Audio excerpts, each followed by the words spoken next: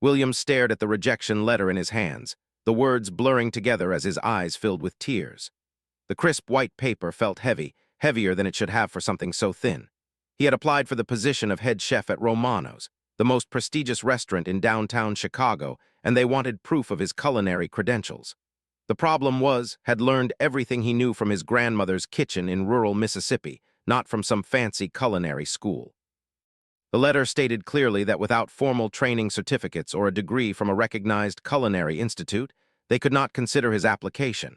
Crumpled the paper and threw it across his tiny studio apartment. It landed near the stack of similar letters he had received over the past 6 months. Every high-end restaurant in the city had the same response. They wanted paper proof of what he could do, not the actual ability itself. Had moved to Chicago 3 years ago with nothing but a worn recipe book filled with his grandmother's handwritten notes and a burning desire to share her Southern cooking with the world. He had worked as a line cook in various small diners and family restaurants, slowly building his reputation among the working-class neighborhoods on the south side of the city. People would drive for miles just to taste his cornbread and fried chicken, but that meant nothing to the fancy restaurants downtown. His neighbor, Mrs., knocked on his door that evening. She was an elderly woman who lived alone and had become like a second grandmother, too. He often cooked for her when she wasn't feeling well, and she always insisted his food was better than anything she had ever tasted in her 78 years. "Honey, what's wrong? I can hear you packing around in there," she said through the thin walls. He opened the door and showed her the rejection letter. Mrs. adjusted her glasses and read it slowly, shaking her head with disapproval. "This is nonsense," she said firmly. "You cook better than any chef I've ever known. My late husband used to take me to all the expensive restaurants when we were younger, and none of them could make food that tastes like yours." Managed a weak smile. "Thank you, Mrs., but they don't care about that. They want certificates and degrees. They want proof on paper." Mrs. was quiet for a moment, then her eyes lit up with an idea. "What if we show them a different kind of proof? What if we show them what you can really do?" She explained her plan, too. Mrs. had connections in the community from her 40 years of working as a school secretary. She knew teachers, business owners, church leaders, and families from all walks of life. She suggested that start hosting small dinner parties in his apartment, cooking for different groups of people who could spread the word about his incredible talent. Was hesitant at first. His apartment was small and he didn't have professional equipment. But Mrs. was persistent, and she offered to help him organize everything. She would invite people, help him prepare his space, and even contribute some money for ingredients. The first dinner party was planned for the following Saturday. Mrs. invited 6 people: a local business owner, 2 teachers from the elementary school where she used to work, a young couple who ran a neighborhood bookstore, and a food blogger who wrote reviews for the local community newspaper. Spent the entire week preparing. He cleaned his apartment until it sparkled, rearranged his furniture to create a cozy dining area, and planned a menu that would showcase the best of his grandmother's recipes.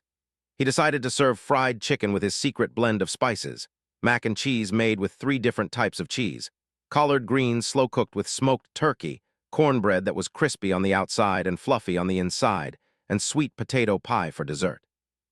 The night before the dinner party, couldn't sleep. He kept thinking about all the things that could go wrong. What if the food wasn't good enough? What if these people didn't understand his style of cooking? What if they were expecting something more sophisticated? Mrs. seemed to sense his nervousness when she stopped by that morning with fresh flowers for the table. "Let me tell you something," she said as she arranged the flowers in a simple vase. "Good food speaks for itself. You don't need fancy words or expensive ingredients. You just need to cook from your heart the way your grandmother taught you." When the guests arrived that evening, felt his stomach churning with anxiety. The food blogger, Sarah Martinez, seemed particularly intimidating. She had a professional camera and was taking notes on everything from the moment she walked in. But as soon as started serving the food, something magical happened. The room fell silent except for the sounds of people enjoying their meal. The business owner, Mr., actually closed his eyes while eating the fried chicken and let out a small moan of pleasure. "This is incredible," said Jennifer, one of the teachers. "Where did you learn to cook like this?" Told them about his grandmother, about growing up in her kitchen in Mississippi, about learning to cook by watching and tasting and practicing. He talked about how food was love in his family, how every meal was a celebration, how his grandmother always said that the secret ingredient was putting your whole heart into every dish. Sarah, the food blogger, was scribbling notes furiously. "I've been reviewing restaurants for 5 years," she said between bites of mac and cheese, "and I have never tasted anything like this. The flavors are so complex and comforting at the same time." As the evening progressed, found himself relaxing and enjoying the company. These people weren't judging him or looking for fancy presentations. They were simply appreciating good food and good company. By the end of the night, everyone was asking when the next dinner party would be. Mr., who owned a small catering company, offered to recommend to his clients. The young couple from the bookstore wanted to host a special dinner event at their store featuring cooking. But it was Sarah's reaction that surprised the most. As she was leaving, she handed him her business card and said, "I want to write about you, but not just a restaurant review. I want to write about your story about real cooking, about how food can bring people together. Would you be willing to do an interview with me?" Looked at the business card and then at Mrs., who was beaming with pride. "Yes," he said, "I'd like that very much." After everyone left, and Mrs. sat in his small kitchen, surrounded by empty plates and the lingering aroma of his grandmother's recipes. "How do you feel?" she asked. Thought for a moment. For the first time in months, he felt hopeful. He realized that maybe he had been looking for validation in the wrong places. Maybe the proof of his abilities wasn't something that could be written on a certificate or diploma. Maybe it was in the way people's faces lit up when they tasted his food, in the stories they shared around his table, in the connections that good food could create between strangers. "I feel like I'm finally understanding what my grandmother meant when she said cooking wasn't about impressing people," said. "It's about feeding their souls." Mrs. nodded knowingly. "That's the most important lesson any chef can learn. Now, are you ready to show the world what you can really do?" Looked around his small apartment, at the simple table where 6 strangers had become friends over a home-cooked meal, and he knew that this was just the beginning. He had found his proof, and it was more powerful than any piece of paper could ever be. Sarah Martinez's article about appeared in the Chicago Community Voice 2 weeks later, and it changed everything overnight. The headline read, "Hidden Gem: Street Cook Serves Soul Food That Will Change Your Life," and it featured a beautiful photo of smiling in his small kitchen, holding a plate of his famous fried chicken. The article told story with such warmth and authenticity that readers felt like they knew him personally. Sarah wrote about his grandmother's influence, his journey from Mississippi to Chicago, and the magical dinner party she had attended. She described his food in vivid detail, comparing his mac and cheese to a warm hug from someone who loves you, and calling his cornbread poetry in edible form. Within days of the article's publication, his phone wouldn't stop ringing. People were calling to book dinner parties, asking about catering services, and begging to know when they could try his food. He was completely overwhelmed but also exhilarated. For the first time since moving to Chicago, he felt like his dreams might actually be within reach. Mrs. helped him organize a system for taking reservations and managing the growing demand. They decided to host dinner parties twice a week in his apartment, with a maximum of 8 guests each time. Would prepare a set menu featuring different combinations of his grandmother's recipes, and guests would pay a modest fee that barely covered his costs but allowed him to keep cooking. Word spread quickly through social media as guests shared photos and reviews of their experiences. Noticed that people weren't just talking about the food. They were talking about the atmosphere, the stories, the sense of community that formed around his small dinner table. Complete strangers would become friends over his cornbread, sharing stories about their own families and food traditions. One evening, a well-dressed woman named Collins arrived for dinner. She was different from his usual guests, more reserved and formal. Later learned that she was a food critic for a major Chicago newspaper, though she hadn't identified herself when making the reservation. Sat quietly through most of the meal, observing everything with sharp eyes. Felt nervous serving her, sensing that she was evaluating every detail. The other guests were their usual friendly selves, chatting and laughing as they enjoyed the food, but remained mostly silent. After dinner, as other guests were leaving, approached in the kitchen. "Mr. Williams," she said, "I need to be honest with you. I'm Collins from the Chicago Tribune. I heard about your dinner parties and came to see what all the fuss was about." His heart sank. He had heard of Collins. She was known for her harsh reviews and high standards. She had closed down several restaurants with her critiques. I understand if you're upset that I didn't identify myself, she continued. But I wanted to experience your cooking without any pretense. Braced himself for criticism, but surprised him. What you're doing here is extraordinary, she said. I've been reviewing restaurants for 15 years and I've eaten at the finest establishments in the world. But tonight, sitting at your table, I remembered why I fell in love with food in the first place. She explained that she had grown up in her Italian grandmother's kitchen, learning to make pasta and sauce from scratch. But somewhere along the way, in her pursuit of culinary excellence and sophisticated dining, she had lost touch with the simple joy of sharing a meal with people. Your food isn't just delicious, said. It tells a story, it creates connections, it makes people feel at home even when they're strangers in a tiny apartment they've never been to before. She asked about his dreams, his goals, and his frustrations with the restaurant industry. Found himself opening up to her in a way he hadn't expected. He told her about all the rejection letters, about how the formal culinary world had made him feel like his grandmother's teachings weren't legitimate, about how he sometimes wondered if he was fooling himself thinking he could compete with trained chefs. Listened carefully, nodding occasionally. When finished talking, she was quiet for a long moment. She finally said, "You're not trying to compete with trained chefs. You're doing something completely different, something more important. You're reminding people that food is about more than technique and presentation. It's about love and community and tradition." She pulled out her business card and wrote something on the back of it. "I want to write about you for the Tribune," she said.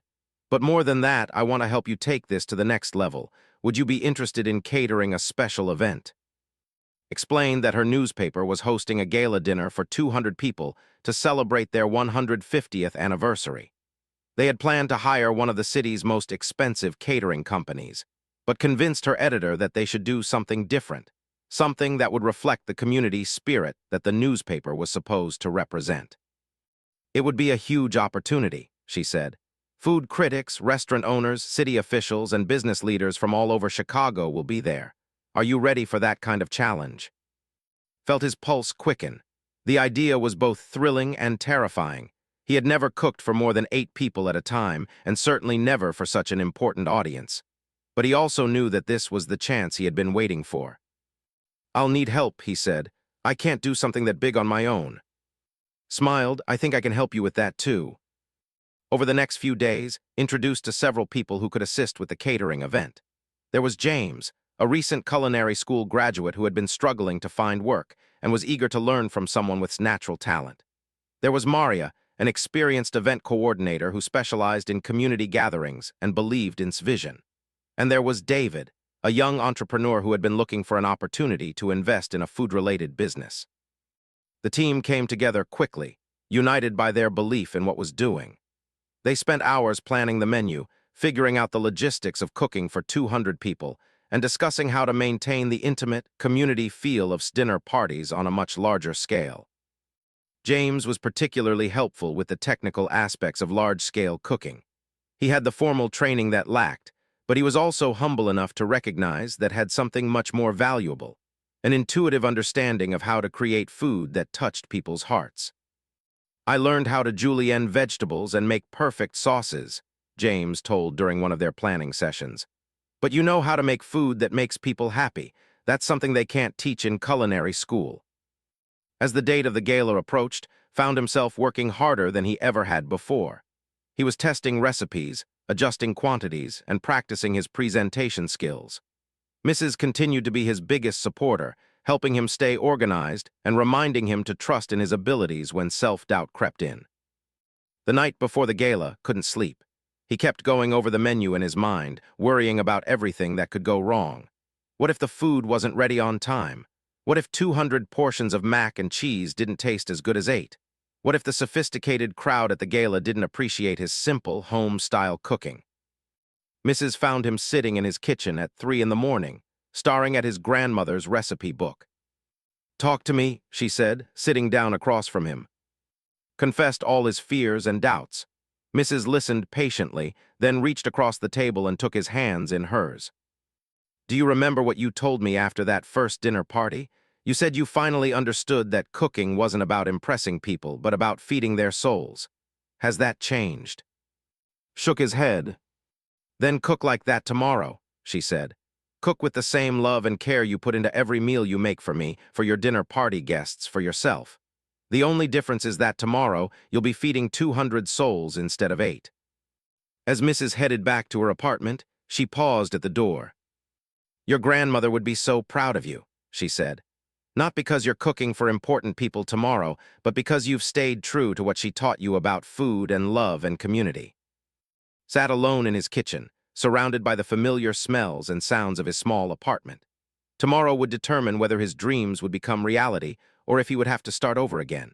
But for the first time since this whole journey began, he felt genuinely ready for whatever came next.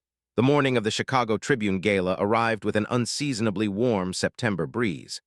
Woke up before dawn, his stomach churning with a mixture of excitement and terror. Today would either launch his career or confirm his worst fears about not belonging in the professional culinary world. He arrived at the event venue, a beautiful historic building downtown, at 5 in the morning. The kitchen was massive compared to his tiny apartment setup, with industrial equipment that both thrilled and intimidated him. James, Maria, and their small team of volunteers were already there, efficiently setting up prep stations and organizing ingredients. "Morning, chef," James said with a grin, and felt a flutter of pride at being called by that title. They had planned the menu carefully to showcase best dishes while being practical for large-scale preparation. The main course would be his famous fried chicken served alongside mac and cheese, collard greens, and cornbread. For dessert, they would serve individual portions of sweet potato pie with a dollop of fresh whipped cream. As began the familiar rhythm of cooking, his nervousness started to fade. These were the same recipes he had made thousands of times, the same techniques his grandmother had taught him. The only difference was the scale. He moved through the kitchen with growing confidence, tasting and adjusting seasonings, directing his team with the natural authority that comes from deep knowledge and passion. Stopped by the kitchen around noon to check on their progress. She watched work for a few minutes, noting how he interacted with his team and how the entire kitchen seemed to revolve around his calm, focused energy. "How are you feeling?" she asked during a brief break. "Good," said, surprised to realize it was true. "Really good, this feels right." As the afternoon progressed, the guests began arriving. Through the kitchen's serving window, could see the crowd gathering in the main hall. These were the same types of people who had rejected his applications months ago. Restaurant owners, food critics, culinary school directors, and successful chefs from across the city. But something had changed in. He no longer felt like he was trying to prove himself to them. Instead, he felt like he was sharing something precious with them, the same gift his grandmother had given him years ago in her small Mississippi kitchen. When it came time to serve the meal, decided to do something unprecedented for an event of this caliber. Instead of staying hidden in the kitchen while servers brought out the food, he put on a clean apron and walked into the dining hall to personally present each table with their meal. The reaction was immediate and powerful. As moved from table to table, explaining the dishes and sharing brief stories about his grandmother's recipes, he could see the surprise and delight on people's faces. This wasn't the formal, distant service they were accustomed to at high-end events. This was personal and warm and authentic. At one table, recognized Chef Robert, the owner of Romano's, the same restaurant that had rejected his application months earlier. Chef looked up as approached, clearly not recognizing him. "This fried chicken is extraordinary," Chef said. "Where did the Tribune find this caterer?" Smiled politely and introduced himself. "I'm Williams. I actually applied to work at Romano's earlier this year." Chef's expression shifted as recognition dawned. "You're the one who applied for head chef without any formal training." It wasn't quite a question, more like a statement of remembered dismissal. "That's right," said, "though I've learned that maybe formal training isn't the only way to become a chef." Before Chef could respond, moved on to the next table, leaving the restaurant owner to contemplate his words along with his perfectly seasoned chicken. As the evening progressed, something remarkable happened. The formal atmosphere of the gala began to dissolve into something warmer and more community-oriented. People were moving between tables, sharing stories about the food, asking about his recipes and his background. The mac and cheese had several guests reminiscing about their own childhood comfort foods, and the collard greens sparked conversations about family traditions and cultural heritage. Dr. Helen, the dean of the Chicago Culinary Institute, approached during dessert service. She was a formidable woman with silver hair and sharp eyes who had built her reputation on maintaining the highest standards in culinary education. "Mr. Williams," she said, "I need to speak with you."